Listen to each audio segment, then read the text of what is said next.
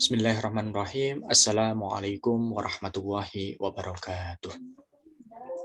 Waalaikumsalam Waalaikumsalam warahmatullahi warahmatullahi wabarakatuh. Biniyatin qabli du'aina wa du'aikum wa hajatina wa hajatikum wa hajati ahlina wa ahlikum wa hajati talamidina wa jam'iyatina hajah fid dunya bil maisarah hajah akhirah bil maghfirah jihadana tablighana arzaqana kashfa'ana ta'limana tarbiyatana bijahin nabiyina Ibrahim wa Ismail wa khususan ala bijahin nabiyina Muhammadin sallallahu alaihi wasallam. Al-Fatihah. أعوذ بالله من الشيطان الرجيم بسم الله الرحمن الرحيم الحمد لله رب العالمين الرحمن الرحيم مالك يوم الدين إياك نعبد وإياك نستعين اهدنا الصراط المستقيم صراط الذين أنعمت عليهم غير المغضوب عليهم ولا الضالين آمين بسم الله الرحمن الرحيم الحمد لله على نعم الله wassalatu wassalamu ala rasulillah amma ba'dah. Pertama-tama alhamdulillah kita panjatkan atas syukur kita gitu ya, karena kita diberikan kesempatan untuk bermuajahah lagi, bertatap muka lagi dalam 1 minggu ya. Kemarin hari Senin kita sudah bertatap muka secara virtual, dan pada kesempatan malam ini kita juga akan bertatap muka lagi. Semoga ini menjadi amal ibadah buat antum semuanya dan dicatat menjadi amal soleh kita di hadapan Allah Subhanahu wa Ta'ala. Ya, seperti biasa pada hari Rabu kita tidak terlalu streng ya. Tapi saya kayaknya kalau ngajar nggak pernah streng ya. Banyak ketawanya dan biasa-biasa aja ya. Nggak terlalu serem ya. Ngapain juga ya taklim kok terlalu serem ya. Takutnya nanti kalau serem, apa bedanya saya dengan setan ya. Nah, pada kesempatan ini saya akan melanjutkan tentang hadis ke-7. Wah, kemarin kita sudah belajar hadis yang pertama tentang innamal a'malu binniyat wa innama likulli imri'in ma nawa faman hijratuhu ilallahi wa rasulih gitu ya, ila akhirih gitu ya. Itu yang pertama. Kemudian yang kedua, mohon maaf, bukan yang kedua, berarti hadis kelima ya, secara Arba'in Nawawi, yaitu hadis kelima gitu ya. Nah, hadis kelima kemarin, ada yang ingat kita membahas tentang apa?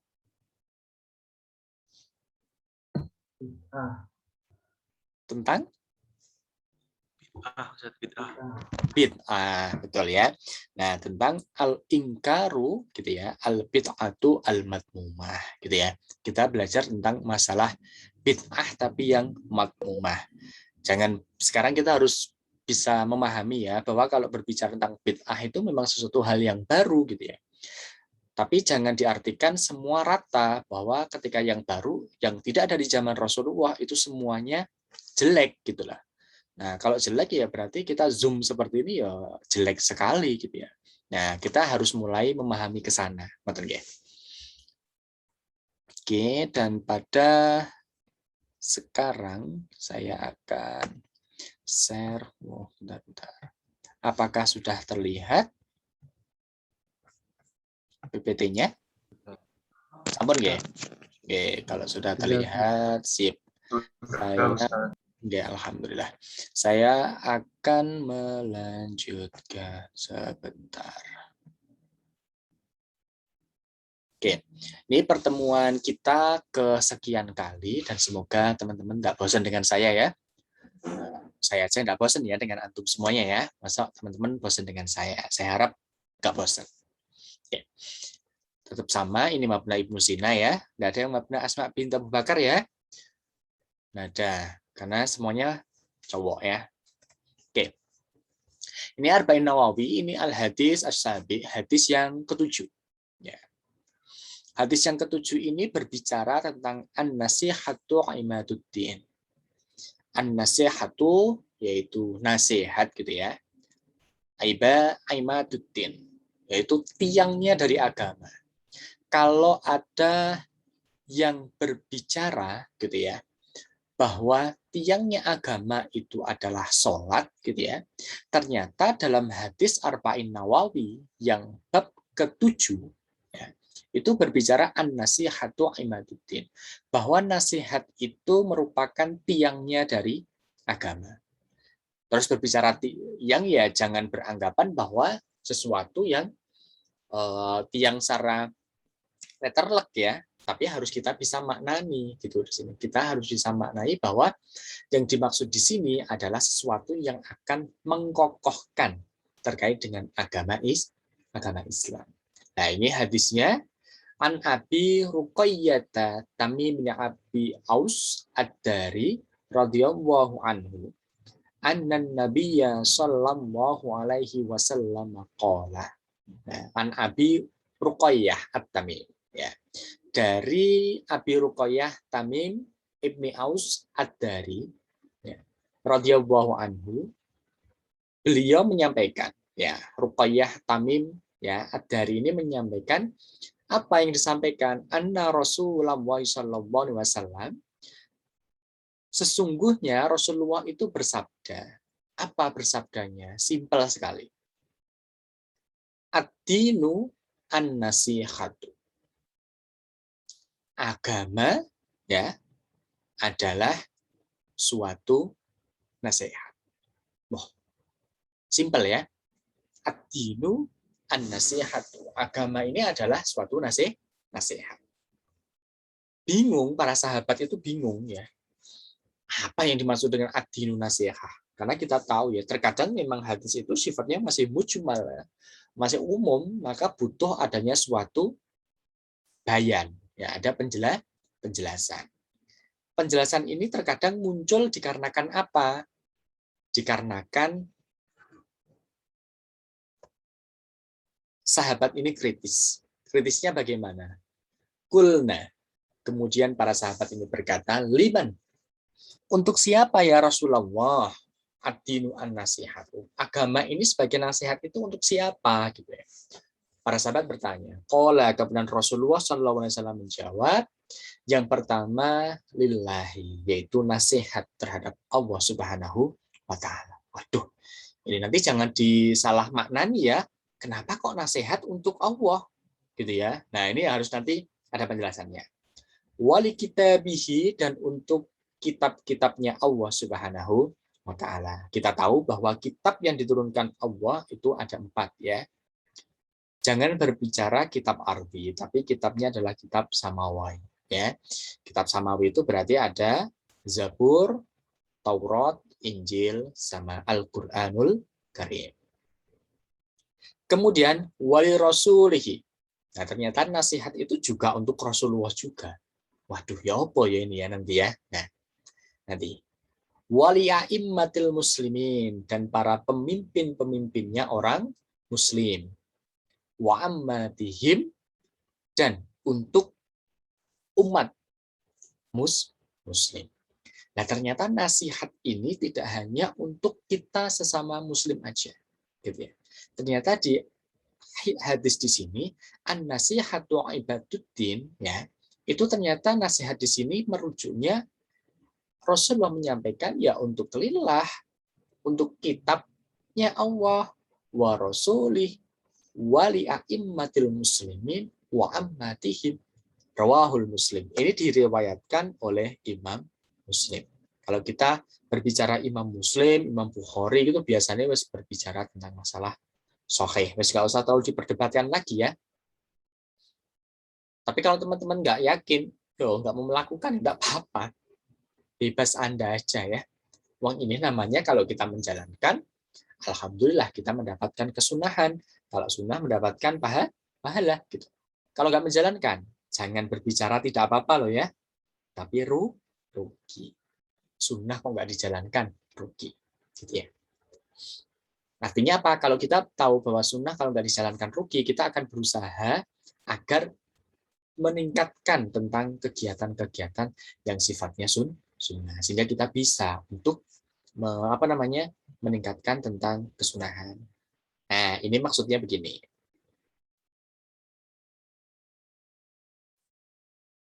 Maksudnya bahwa dari hadis tadi, gitu ya.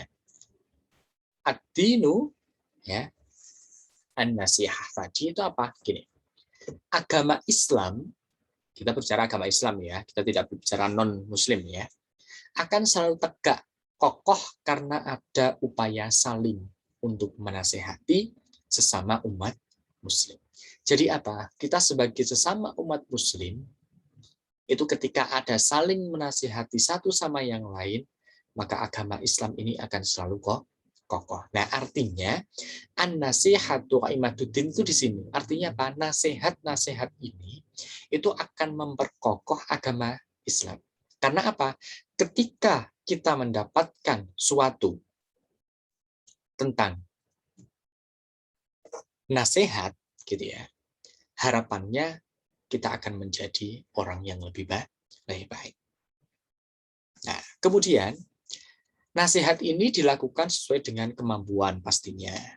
Artinya, nggak usah memaksakan.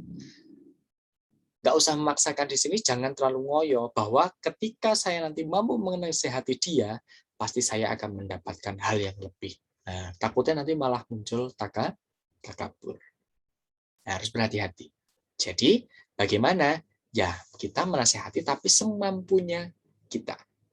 Nggak usah terlalu semua diayai, harus kita nasihati. Siapa kita? Wong kita tidak sesempurna Rasulullah Shallallahu Alaihi Wasallam.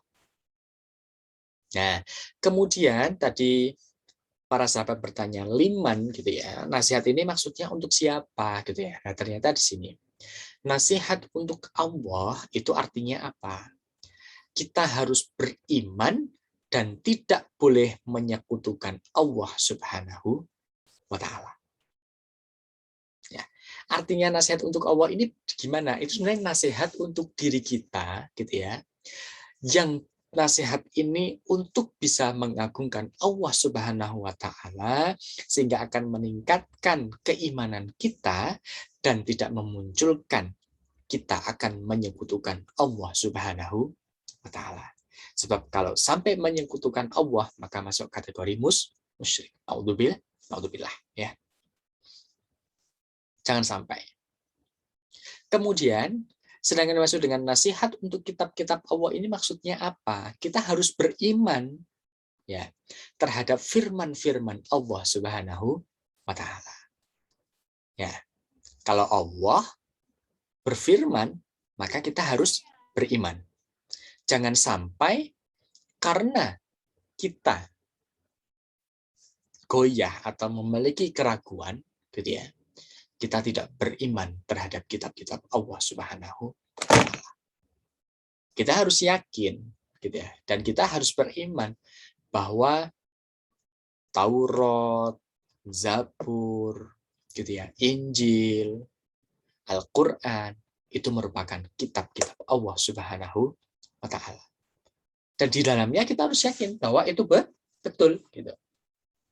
Meskipun kita tidak pernah merasakan bagaimana isi dari kitab Taurat, Zabur, dan yang lainnya. Kecuali karena kita mendapatkannya adalah Al-Quran. Ya, tapi kita harus yakin bahwa itu merupakan kitab-kitab firman-firman yang Allah Subhanahu wa taala. Ya. Kemudian, sedangkan nasihat untuk, nasihat ya, bukan nasihat ya. Nasihat untuk Rasulnya ini maksudnya apa? Kita harus membenarkan segala ajaran-ajaran yang disampaikan oleh Rasulullah Shallallahu Alaihi Wasallam. Karena kita yakin bahwa ajaran yang disampaikan oleh Rasulullah ini merupakan wahyu, ya, yang diturunkan oleh Allah kepada Rasulnya. Sedangkan nasihat untuk pemimpin maksudnya apa gitu ya? Li'aimmatil muslimin tadi apa? Untuk pemimpin para muslimin ini maksudnya bagaimana gitu ya? Nah, kita harus menaati para pemimpin, tapi ingat pemimpin yang sesuai dengan syariat Islam, dan kita akan mengingatkan para pemimpin tersebut ketika dia melenceng. Nah, cara mengingatkannya bagaimana? Nah, ini juga sesuai dengan kemampuan. Karena nasihat itu tidak bisa serta-merta kita bisa melakukan semua nasihat untuk orang lain. Tidak bisa. Karena apa? Semua orang memiliki kemampuan yang berbeda-beda. Kemudian yang ketujuh, sedangkan nasihat untuk seluruh kaum muslimin, wa ammatihim tadi ya, maksudnya apa? Memberikan nasihat tentang bimbingan menuju jalan Allah, kemudian kita membantu mereka untuk menjadi lebih baik dalam menjalankan syariat Islam. Meskipun itu hanya kecil-kecil bagiannya dari syariat Islam, tapi kalau kita bisa memberikan bimbingan, kita bisa membantu mereka untuk menjadi lebih baik, Masya Allah, itu merupakan nasihat yang luar biasa. Nah, jangan diartikan letterlek ya. Jangan diartikan begini. Jangan diartikan, wah, Allah kok dinasehati. Jangan kayak gitu. Ya, kitab kok dinasehati. Jangan seperti itu. Rasul kok dinasehati. Harusnya kan Rasul yang menasehati kita. Kan gitu, harusnya. Gitu. Nah, maksudnya bukan ke sana. Maksud yang tertera di lillah ini, kita harus beriman kepada Allah dan tidak boleh menyekutukan Allah Subhanahu wa Ta'ala. Sedangkan wali kitabihi, sedangkan untuk kitab-kitabnya kita harus meyakini tentang firman-firman Allah. Wali rasulihi, dengan rasulnya berarti kita harus meyakini kebenaran tentang ajaran yang disampaikan oleh Rasulullah. Wali a'immatil muslimin, sedangkan para pemimpin muslim, ya, berarti kita harus menaati peraturannya kalau itu sesuai dengan ajaran syariat Islam. Wa ammatihim, sedangkan untuk umat muslim, ya, berarti bagaimana kita mampu ya untuk memberikan bimbingan sehingga orang tadi menjadi orang yang lebih baik. Itu sebenarnya nggak hanya orang tujuh sendiri, gitu ya, tapi terhadap diri kita sendiri. Nah, bagaimana itu semuanya cara kita kembalikan sesuai dengan kemampuan kita. Pastinya beda. Ketika seorang pemimpin itu memberikan nasihat kepada orang lain, pasti juga berbeda caranya kita. Karena apa? Mungkin kita bukan menjadi seorang pemimpin, sehingga akan memiliki cara untuk memberikan nasihat pun juga berbeda-beda. Sama ketika terhadap Allah Subhanahu wa Ta'ala, kalau kita sebagai orang biasa yang masih sebagai abdu wa hamba Allah yang masih penuh dengan dosa, ya, berbeda dengan para kekasih Allah, para wali-wali Allah. Gitu ya. Cara berimannya pun mungkin sudah luar biasa, tingkatannya lebih baik daripada kita. Karena apa? Memiliki makom yang berbeda. Nah, itulah penjelasan tentang al-hadis as-sabi, ya, an-nasihatu imaduddin, bahwa nasihat itu merupakan tiangnya dari agama. Nah, maksudnya tiang di sini apa? Nasihat itu akan memperkokoh agama Islam, ya, karena apa? Akan memberikan suatu peringatan, ajakan dari umat muslimin satu dengan yang lainnya, sehingga mereka akan menjadi satu ukhuwah Islamiyah yang luar biasa. Nah, mungkin itu terkait dengan dari hadis ke-7. Syukron. Nah, selesai ya. Nah, sekarang kita lanjutkan terkait dengan pembahasan. Bukan pembahasan. Seperti biasa, Rabu waktunya kita cuap-cuap ya. Cuap-cuap di sini boleh ya, teman-teman, untuk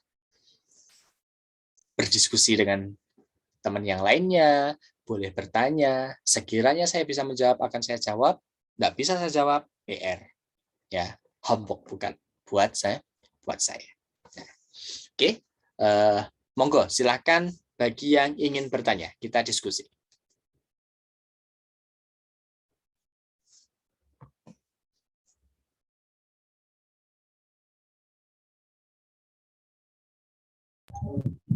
Maaf Ustaz, bertanya, tapi ini pertanyaannya di luar tema Ustaz. Boleh di luar tema boleh. Selagi saya bisa jawab loh ya, saya jawab. Tapi kalau nggak bisa saya jawab ya nggak saya jawab loh ya. Meskipun sesuai tema, tapi kalau saya nggak bisa jawab ya buat PR nanti. Gitu. Silakan, monggo. Kalau Habib itu emang cucunya Nabi atau gimana Ustaz? Kalau boleh tahu. Gimana? Atau cuma apa Habib itu kalau saya dengar itu cucunya Nabi ya Ustaz, atau Ya. cuma sebutan aja, atau emang benar Habib itu cucunya Nabi? Terima kasih Ustaz. Oh, gitu. Itu saja atau ada Ya, yang lain? ya, kasih kesempatan dulu buat teman-teman. Oke. Itu ya, berarti ya. Habib itu sebenarnya cucunya Nabi atau bukan sih gitu ya?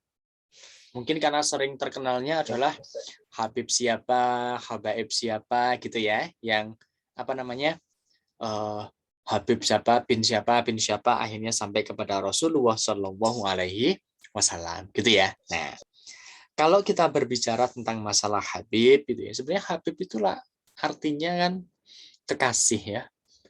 Habibi ya nurul aini itulah. Nah, sebenarnya Habib itu adalah kekasih. Kalau kita berbicara Habib itu adalah seorang kekasih gitu ya. Nah, sebenarnya Habib ini merupakan lakop ya. Lakop ini adalah sebutan atau istilah. Terkadang kita juga setiap orang memiliki lakop yang berbeda-beda. Julukan. Nah, sebenarnya julukan gitu ya. Memiliki suatu julukan. Kalau kita berbicara tentang masalah keturunan dari Rasulullah SAW, pastinya dia akan nyambung gitu ya kepada siapa? Kepada Sayyidina Hasan wal Husain gitu ya. Kemudian kepada Sayyidatina Fatimah Az-Zahra binti Rasulillah gitu ya. Nah, kemudian munculnya Habib ini sebenarnya ya kisahnya itu adalah, saya tidak tahu pasti ya muncul kisahnya ini seperti apa gitu ya. Akan tetapi semua orang meyakini gitu ya. Bukan meyakini ya, kayaknya sudah masyhur ya, sudah sangat terkenal ya, bahwa kalau Habib ini merupakan cucu dari Rasulullah Shallallahu Alaihi Wasallam gitu ya. Tapi kita juga jangan tertipu ya. Belum tentu ya. Yang orang disebut Habib itu belum tentu sebagai cucunya dari Rasulullah Shallallahu Alaihi Wasallam. Kenapa? Jangan-jangan dia berdusta, atau jangan-jangan dia berbohong. Hanya akan menggunakan namanya bangsa Sadat. Sadat ini adalah bangsanya para sayyid. Ya. Nah, sebenarnya kalau cucu dari Rasulullah, dari Sayyidina Hasan wa Husain gitu ya, itu nanti ada dari Sayyid sama Syarif. Sebenarnya awal munculnya itu enggak Habib ya. Munculnya adalah Sayyid sama Syarif. Nah, munculnya ini. Kemudian dengan perkembangan zaman gitu ya, perkembangan zaman muncullah lakop lagi yang disebut dengan Habib. Nah, terus jangan dikira gitu ya. Kemudian kalau bukan yang bergelar Habib tidak sampai Rasulullah SAW gitu ya. Nah, ini jangan tertipu juga gitu. Ternyata para kiai yang ada di Indonesia khususnya gitu ya, atau bahkan di Jawa atau luar Jawa, ternyata semuanya banyak yang sampai nasabnya nyambung kepada Rasulullah Shallallahu Alaihi Wasallam. Contohnya paling mudah ya, Imam Nawawi Al-Bantani, Syekh Nawawi Al-Bantani. Itu dari Banten, Jawa Barat. Itu namanya Kiai Haji, tidak pernah terkenal dengan istilah sebagai Habib. Akan tetapi ternyata nyambung sama Rasulullah Shallallahu Alaihi Wasallam. Yai Nawawi bin Umar bin siapa, wah saya tidak hafal ya. Pokoknya panjang dan yang lainnya. Nah, saya baca. Tapi kenapa kok para kiai ini meskipun sebagai keturunan Rasulullah Shallallahu Alaihi Wasallam, tapi kenapa nggak menggunakan istilah Habib gitu ya? Karena zaman itu gitu ya, ketika Islam masuk ke Indonesia, nah ini kan yang pertama kali dibawa oleh Syekh Jumadil Kubro sebenarnya ya. Bukan Syekh Jumadil Kubro, dibawa oleh Syekh Subagir. Nah ini kisah ya, ini kisah dan saya yakin kebenarannya karena ini makam Syekh Subagir ini ada, gitu ya. Makam Syekh Subagir ini berada di Dieng Magelang sana. Ya. Ini perintah dari siapa? Kesultanan dari Turki Utsmani waktu itu memerintahkan ya untuk menyebarkan agama di daerah Nusantara yang terkenal budayanya luar biasa, peradabannya luar biasa, hadoroh wasakofinya itu luar biasa, ya. Tapi kenapa ketika dilakukan penyebaran Islam ke daerah Nusantara itu kok selalu mengalami kegagalan atau kalah? Ternyata penduduk Indonesia waktu itu Nusantara, nenek moyang kita itu ternyata ada sejarah menyatakan suka makan daging manusia. Apalagi daging manusia yang pendatang. Itu katanya segar sekali. Karena Indonesia itu terkenal ya, aji-ajian Masya Allah luar biasa ya. Aji tenaga dalam dan yang lainnya gitu ya. Luar biasa. Tapi ada syaratnya, ternyata untuk meningkatkan ajian itu harus memiliki kekuatan yang mau gitu ya, memakan daging orang gitu ya, yang dia memiliki kesaktian yang luar biasa dan terlebih dia dari luar Nusantara waktu itu. Ini kayaknya 10 menit lagi akan mati ya, nanti kalau sudah join lagi gitu ya. Nah, ketika datang gitu ya, Syekh Syubagir ini tidak mengatasnamakan sebagai seorang sayyid atau syarif. Karena apa? Waktu zaman itu Hindu-Buddha sangat luar biasa penyebarannya. Ketika bawa nama Habib ya, atau bawa nama syarif atau sayyid gitu ya, pasti langsung akan ditolak. Karena apa? Secara asimilasi budaya wis gak bisa masuk wis, karena pasti berbeda budaya sekali. Akhirnya apa? Ya proses aja, ya proses akhirnya apa? Mengenalkan diri sebagai Subagir tanpa harus mempertimbangkan embel-embel namanya syarif, sayyid atau sampai berkembang lagi menjadi seorang habaib. Itu tujuannya apa? Sudahlah meninggalkan kebangsaan sadatnya. Sadat itu adalah julukan yang luar biasa untuk para keturunan Rasulullah ya. Sementara ditinggalkan, Anda tinggalkan nggak lepas ya. Artinya apa? Tidak usah bawa embel-embel itu gitu. Artinya apa? Biar ketika menyebarkan Islam di Indonesia itu bisa berkembang dengan baik. Ya, sampai munculnya Syekh Jumadil Kubro yang makamnya ada di Mojokerto. Kemudian ada Wali Songo dan yang lainnya. Kenapa kok beliau-beliau tidak menggunakan kata Habib, Syarif, Sayyid atau yang lainnya? Karena apa? Tujuannya satu tadi. Bagaimana biar bisa masuk ke Nusantara, itu sementara diterima dulu. Artinya diterima, ketika beliau-beliau sudah masuk ke Indonesia, itu bisa diterima, barulah beliau akan menyebarkan agama Islam tanpa paksaan. Nah, kalau baru masuk aja sudah ditolak, apalagi dimakan, habis sudah ya, nggak jadi. Nah, itulah kenapa gitu ya, ulama-ulama Indonesia dulu kebanyakan beliau tidak menggunakan istilah Habib. Tujuannya apa? Agar mudah untuk proses syiar Islam. Nah, tapi juga jangan tertipu. Artinya apa? Bahwa kalau yang sudah dinamakan Sayyid, Syarif itu keturunan Rasul. Juga jangan. Ketika yang namanya Habib, keturunan Rasul. Jangan langsung percaya. Karena apa? Karena nasab itu tidak bisa dibohongi.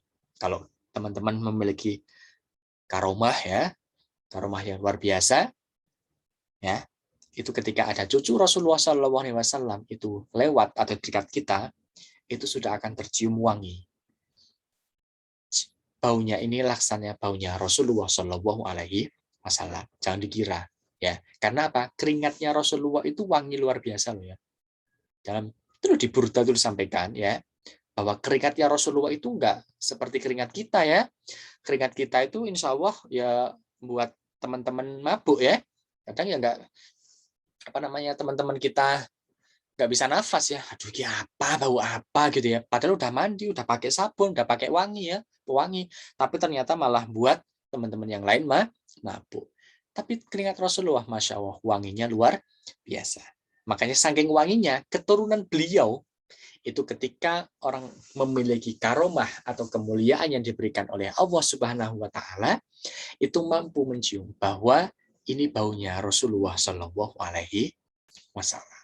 Jadi yang tertipu kalau misalkan ada Habib, oh ini Rasulullah, cucu Rasulullah gitu ya. Oh ini Syarif, ini Sayyid cucu Rasulullah. Ya kita boleh husnudzon ke sana gitu ya. Tapi kita jangan terlalu terpaku bahwa semua Habib itu adalah keturunan dari Rasulullah Shallallahu alaihi wasallam. Karena sebenarnya Habib itu artinya adalah kekasih. Mungkin itu awalnya dulu mungkin ada Habib itu karena apa? Wah, Habibi gitu ya. Ulama itu sebagai kekasihku kayak itu. Akhirnya malah muncul Habib siapa. Kemungkinan bisa muncul gara-gara ada lakop atau istilah yang seperti itu. Seperti itu Mas Ali. Iya. Maaf Ustaz, satu lagi nih. Boleh, monggo. Maaf nih Ustaz, kan saya itu anak yatim ya Ustaz. Baru saja tinggal sama almarhum Babe. Nah, kan minggu-minggu ini udah masuk jadwal kuliah, kan padat jadwalnya. Nah, untuk sudah sholat, doa yang paling cepat dan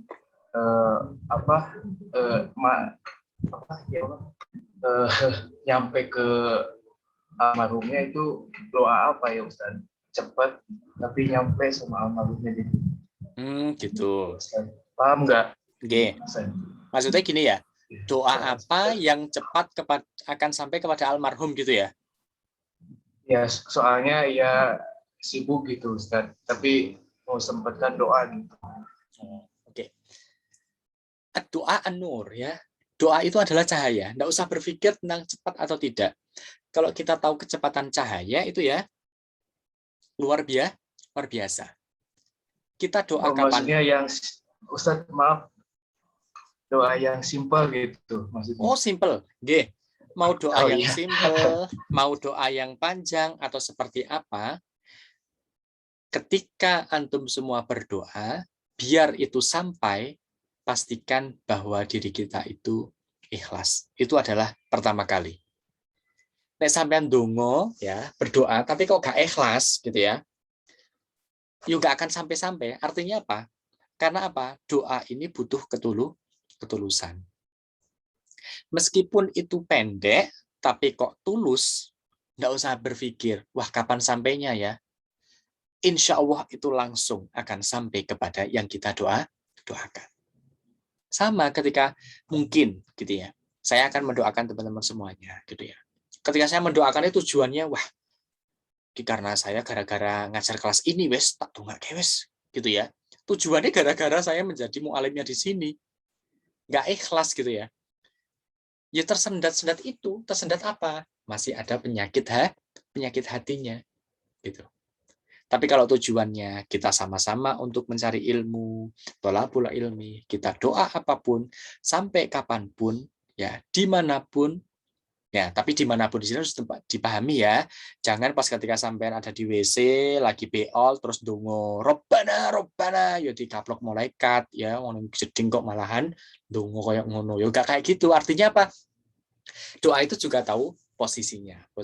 Tapi untuk masalah cepat atau tidak, masalah pendek atau panjangnya, ya itu Rasulullah Shallallahu Alaihi Wasallam beliau menyampaikan dalam sabdanya tidak ada batasan mau berdoa panjang atau pendek ketika Anda posisinya mukhlisin, hatinya itu ikhlas, itu mubasyarah, tidak muallakun fis sama, tidak akan menggantung berada di langit, tapi insya Allah langsung akan tembus kepada Sidratul Muntaha. Ya, ikhlas tadi, nggak usah berpikir panjang atau pendeknya. Dan kalau bisa berdoanya ternyata pakai bahasa Indonesia, berdoa aja pakai bahasa Indonesia, nggak usah pakai bahasa Arab. Takutnya malah kewalik-walik ya.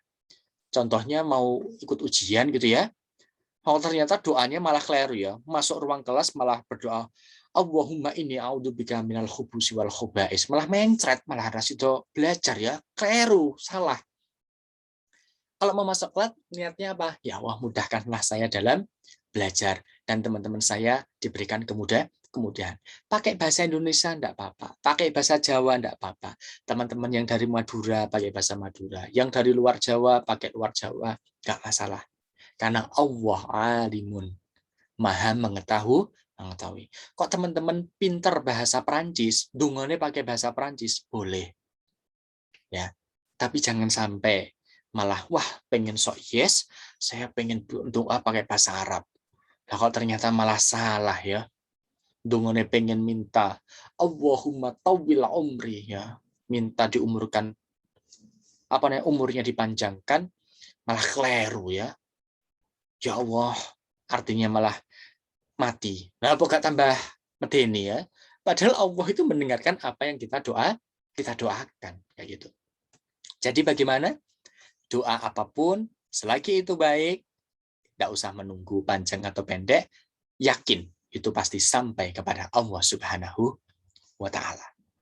Akan tetapi ini dawuhnya Habib Umar bin Hafiz ya, Al-Hafiz, beliau menyampaikan ketika kita berdoa sekarang itu jangan berharap bahwa sekarang dikabulkan.